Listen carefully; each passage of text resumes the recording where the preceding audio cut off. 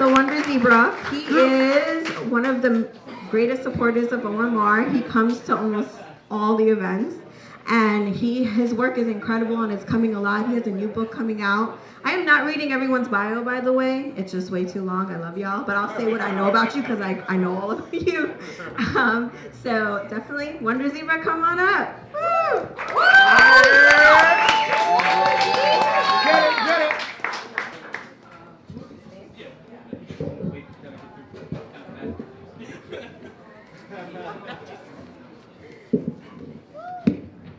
What's going on, people? How y'all doing? Yo.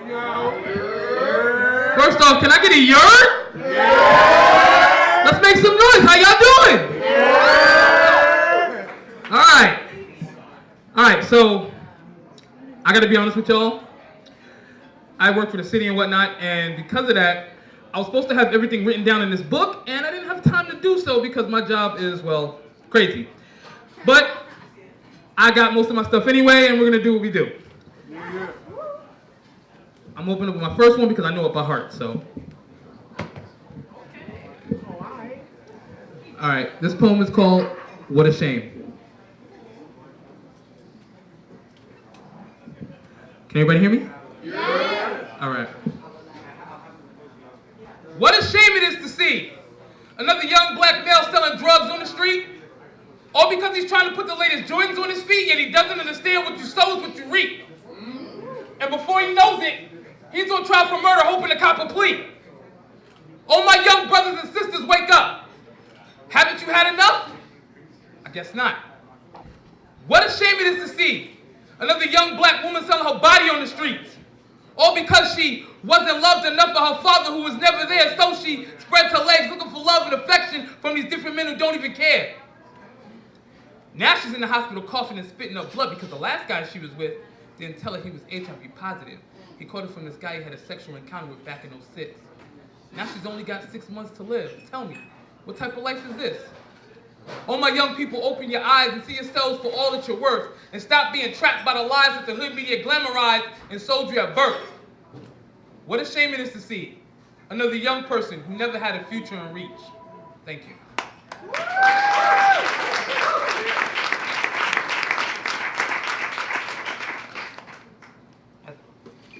As I stated before, I'm going to have to use my phone and the book, so bear with me.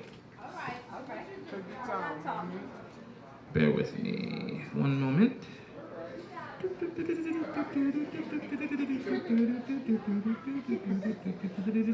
A little humor for y'all. All right.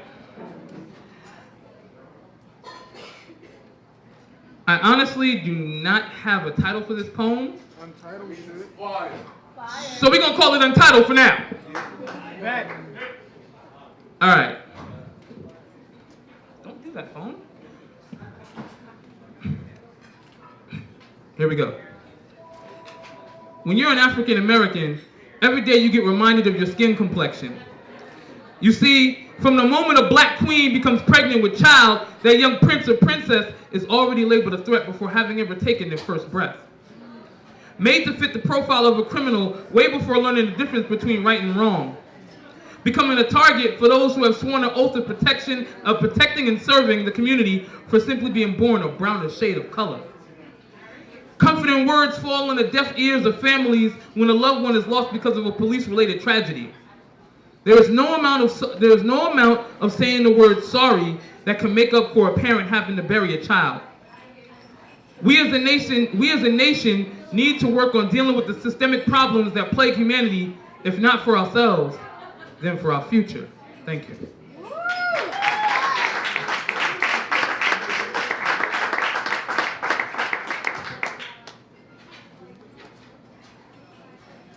going to the book now.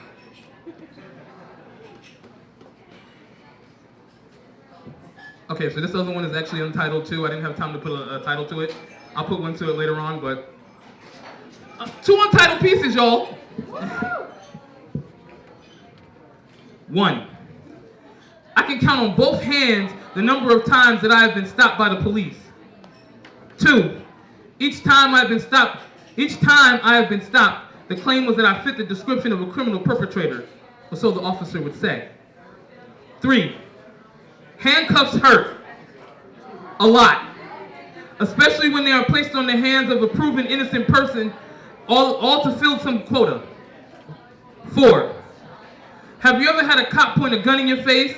I have. And the feeling of your life flashing before your eyes while staring down the barrel of a 45, isn't something you forget so easily. 5. In high school, one time I and a few other students jaywalked across the street, and I, being the only person of color walking across said street, was stopped by an officer and given a ticket. 6. I am the nicest person in the world and wouldn't hurt a fly. Yet when I walk down the street, I watch as couples clutch each other ever so tightly out of fear that I, being a big black man, might rob them for all they have. 7. My only wish is that people judge each other by their actions alone and not by stereotypes or melanin tones. 8. I'm afraid to think of what this world will be like once I finally decide to bring a child into it. 9. Do you know what it's like to be more scared of the police than the local drug dealer? Thank you.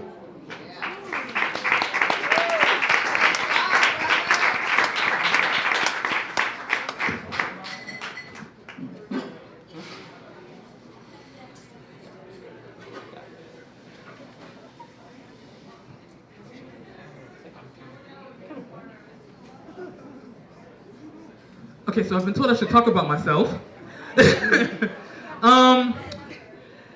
Well, I got a book that I'm working on right now, and I'm working on it at the moment. I don't have a release date or anything yet, but it should be out eventually. So just keep a lookout for that. This Sunday, I'm actually featuring at the Bowery Poetry Club, along with JC the Poet. Let's see, what else? What else should I talk about? You know what?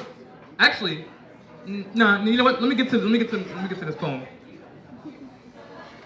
I'm horrible about talking about myself. It's just a bad thing. I really am. What's your Instagram? My Instagram is the Wonder Zebra.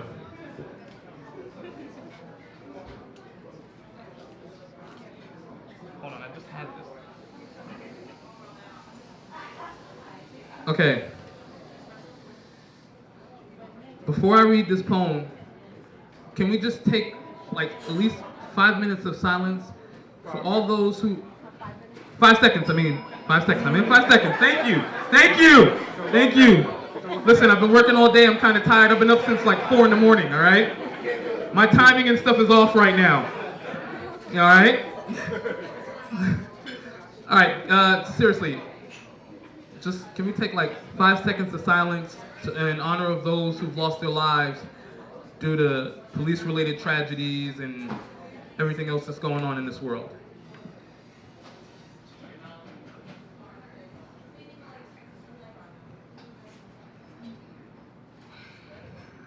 All right.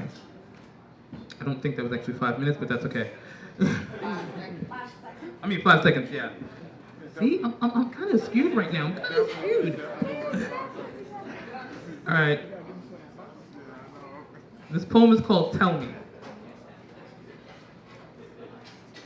Sandra Bland, Michael Brown, Trayvon Martin, Sean Bell, Akai Gurley, Tamir Rice, Freddie Gray, Eric Garner, Amadou Diallo, Kendra James, Alton Sterling, Philando Castile, and countless others. We say their names to remind us of our fallen brothers and sisters, never forgetting how cruel and unstable this world can be. The fear and racism that has always plagued this nation has gone on for far too long. And yet, even now, as I recite this poem, you better believe another black family begins to mourn over the loss of one of their own. They say racism is dead and not alive, and all of these police-involved murders of minority citizens are completely justified. Well, I believe that to be contrived. But tell me, how do you justify murdering a 17-year-old black boy for having Skittles in Arizona and wearing a hoodie on his way home from the store? Tell me, how do you justify murdering a black father for selling cigarettes to make some extra change by using an illegal chokehold while hearing him utter his last words, "I can't breathe"? Tell me, how do you justify a young black man being transported in a police van for carrying what was said to be an illegal switchblade, dying from a spinal cord injury on his way to the station? Tell me, how do you justify a young black woman who was an activist for African American rights and having been stopped for a traffic violation found hanging in a police station after a heated altercation between her and the officer who forcefully pulled her out of her vehicle and arrested her? Tell me, how do you justify shooting a black man in his car with his girlfriend and child inside even though he told you his firearm was legal? Tell me, how do you justify 20 shots penetrating through the body of a young black male from Sacramento, California in his own backyard because they couldn't tell the difference between a crowbar and a cell phone? Don't tell me racism is dead when you have the luxury of being able to walk down the street and not be profiled by police for the color of your skin or the clothes that cover your body and feet. Tell me, when will it be safe for us to tell our children not to be afraid of going outside for fear that they might become the next lawfully excused homicide? Tell me, just tell me when, dear God, will racism and prejudice finally subside? Thank you. Great job. All right, as I said before, my name is The Wonder Zebra. You can find me on Instagram at The Wonder Zebra. Also, I also run a YouTube channel with JC the Poet. It's called Poetry in the Park. Check us out. What we do is we film at different parks for poets, musicians, and what have you, and whatnot. So just check us out. Thank you. Everybody have a blessed night, and good luck to everybody else. Thank you.